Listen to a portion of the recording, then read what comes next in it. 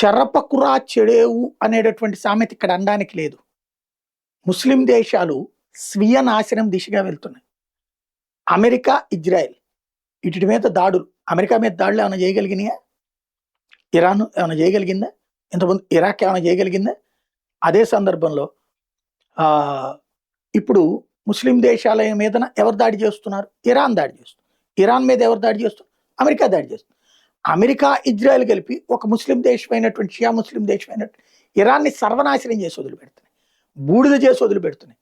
ఇప్పటి వరకు ఉన్న లెక్క ప్రకారం రాబోయే 40 ఏళ్ళు పడుతుంది మళ్ళీ అది అన్ని ఆంక్షలు ఎత్తి వేస్తే, అప్పుడు ఆంక్షలు ఎత్తేకపోతే అది ఒక ఆఫ్ఘనిస్తాన్ లాగా, ఒక క్యూబా లాగా అలా బతుకుతుంది. ఇక అంతే ఉంటుంది. దేశం ఎక్కడికి పోదు, అమెరికా ఏమో ఆక్రమించుకోదు.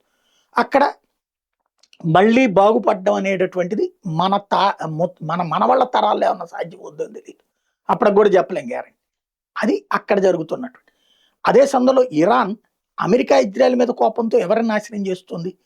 గల్ఫ్ దేశాలను నాశనం చేస్తుంది.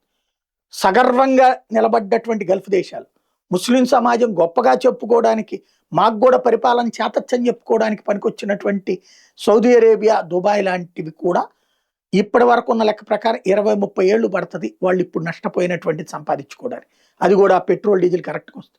భవిష్యత్తులో ఎలక్ట్రిక్ వెహికల్స్ వైపుకి వెళ్ళిపోతే కనుక ప్రపంచం వీళ్ళు మళ్ళీ కోలుకోవడం కూడా కష్టం. ఇంకోటి వీళ్ళని నమ్మి అక్కడ ఇప్పుడు పెట్టుబడులు పెట్టాలన్నా కష్టం. ఎందుకంటే ఎప్పుడు కూడా వస్తే ఏమవుతుందో తెలియనప్పుడు ఎవడు పెట్టుబడి పెడతాడు అక్కడికి వచ్చి, ఎప్పుడు ఏది పేలిపోతుందో తెలియదు అన్నప్పుడు.